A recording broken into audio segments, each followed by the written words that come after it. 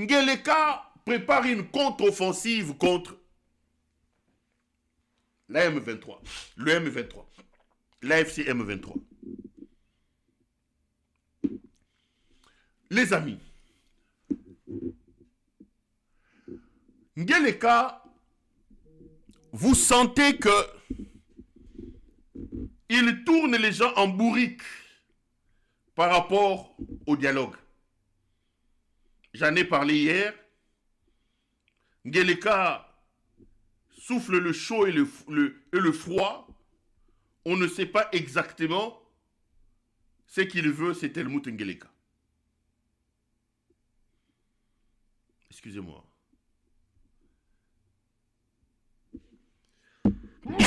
En réalité, Ngeleka ne veut pas de ces dialogues. Ngeleka veut tirer les choses en longueur. Ngeleka a toujours son idée de réviser la Constitution et de rester éternellement au pouvoir. Il sait qu'aujourd'hui, un dialogue inclusif, un dialogue indépendant, honnête et sincère, qui met tout le monde autour d'une même table, ce dialogue-là va sensiblement réduire ses intentions de rester éternellement au pouvoir, et ce dialogue-là va le bloquer. La conséquence, c'est quoi?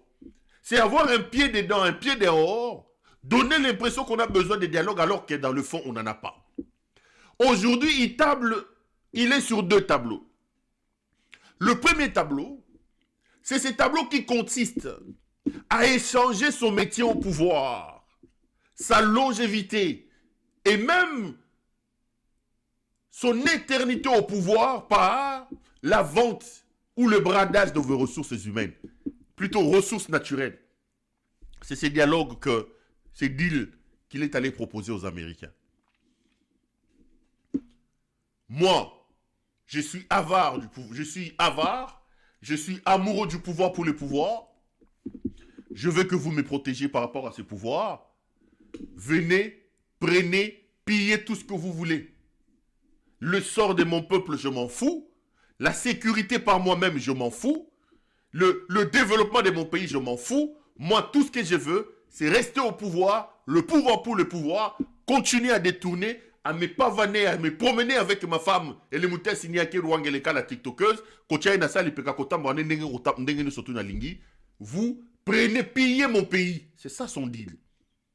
Et avec ces deals, il pense que l'Amérique viendra imposer la paix, imposera au Rwanda de se retirer, et le retrait du Rwanda d'une certaine manière fragilisera les M23, et lui pense qu'une fois que le Rwanda se retire, il peut aller à l'assaut des M23. Deuxième chose, Ngeleka pense encore réorganiser une attaque, une défense contre les hommes du M23 et récupérer par la force. Qu'est-ce qu'il fait? Il organise les secteurs des mercenaires. Vous avez entendu qu'il est allé signer de nouveaux accords avec Blackwater, avec Eric Prince, qui est un ancien Américain, qui est dans les histoires des mercenaires. Il veut à ce moment-là non plus avoir de mercenaires commerçants roumains qui lui ont pris énormément d'argent, mais qui ont fui au premier coup de feu. Mais il veut maintenant traiter avec Eric Prince, parce qu'Eric Prince, lui, comme mercenaire, il prend les anciens légionnaires qui ont servi avec l'armée française, les anciens Marines qui ont servi au niveau de l'armée américaine, et il veut utiliser ces mercenaires-là. Et là, il a créé une base arrière qu'il a mis au Burundi.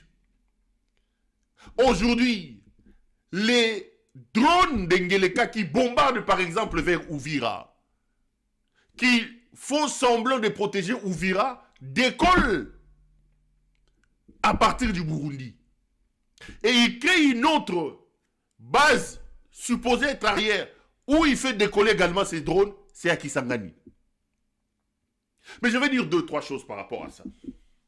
Et il pense qu'avec ça, il peut organiser sa contre-offensive, surtout si son deal avec les Américains réussissait, il peut organiser sa contre-offensive et récupérer ainsi les parties contrôlées par les M23. Et même s'il advenait qu'il ne les récupère pas, Ngeleka, lui, vous pouvez lui prendre tout le Congo. Vous le laissez Gombe. il devient président de la République des Gombe, lui, il acceptera. Son problème, c'est ses honneurs, c'est de rester au pouvoir. Ça fait 3 ans que Bounagan est parti. Quand vous regardez le comportement et les actions de cet homme, vous vous rendez compte qu'il n'est pas dans la logique de travailler pour récupérer ces parties du pays. Mais le problème, c'est lequel? C'est là que j'évoque la situation du Rwanda quand je vous dis que nous ne faisons pas de bonnes analyses en croyant que l'enfer, c'est l'autre. Aujourd'hui, tous les spécialistes sont unanimes. Depuis que le Burundi existe, depuis l'histoire des présidents burundais, jamais un président burundais n'a été aussi riche que le fameux Ndayishimiye qui est aujourd'hui à la tête de ce pays. J'ai appelé mes contacts au Burundi avant de monter sur ce plateau. On m'apprend même que pour la première fois au Burundi, une première dame roule avec une limousine. C'est la femme de ce monsieur. Ngeleka fait de cet homme un riche. L'argent du Congo ne construit pas chez nous. Nos militaires meurent de faim.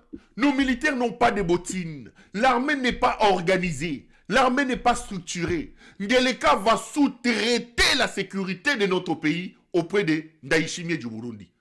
Et pour obtenir ces grâces de Burundi, qu'est-ce qu'il fait? Il joue la carte qu'il connaît, la corruption. Je vous ai dit qu'au niveau de la sous-région, le président se pose la question. Mais où cet homme trouve tout cet argent?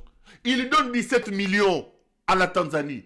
Il donne 10 millions c'est-à-dire que les gens savent que pour s'enrichir aujourd'hui, au niveau de la sous-région, il faut aller distraire ce fou qui est au pouvoir au Congo, l'homme qui ne maîtrise rien, qui pense tout obtenir avec la corruption. Donc, Ndayishimiye aujourd'hui, c'est un multimillionnaire. Où il trouve l'argent? Il trouve l'argent, c'est le Ngeleka. Mais lorsque vous regardez la situation au Burundi, économiquement parlant, jamais ce pays ne se retrouvé dans une situation comme aujourd'hui. Tout est par terre. L'économie du pays ne marche pas. Les gens ne sont pas payés là-bas. Il y a des tensions sociales. La seule personne qui tire son épingle de jeu dans ce chaos socio-économique qui existe au Burundi aujourd'hui, c'est le président Ndayishimiye. Mais où il trouve cet argent? Chez les bandits de Félix Tshisekedi et le Ngeleka wa Bulumbu. Les amis, vous pensez que l'avenir du pays, que la sécurité de notre pays, de nos frontières, doivent être abandonnées au Burundi? Vous pensez que le sort de votre pays, le bien-être de votre pays, que la sécurité chez vous doit être tributaire à la mort et à la maladie de Paul Kagame? Parce qu'on vous fait croire que lorsque Paul Kagame tombe malade, il faut se réjouir, il faut prêcher la mort de Paul Kagame, parce que le bandit qui est au pouvoir vous fait croire que si Kagame meurt aujourd'hui, votre situation est arrangée. Le pays n'est plus sécurisé par son armée. Nos frontières ne sont plus gardées par notre armée. L'assurance de la sécurité dans le pays n'est plus basée sur la confiance que nous faisons à notre armée. Non. On a mis dans vos têtes que votre sécurité dépend de la mort de Paul Kagame.